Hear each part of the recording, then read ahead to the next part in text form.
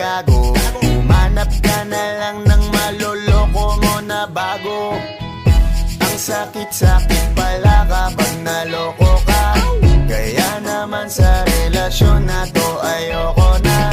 Masaya na ako, wag mo kong ginagago. Humanap ka na lang ng maloloko mo na bago. Sabi ko na nga ba, may masama kang balak. Kaya naman sa relasyon na to, ako lang ang napahamak. Inisip ko na kagad, bago pa ako mawasak.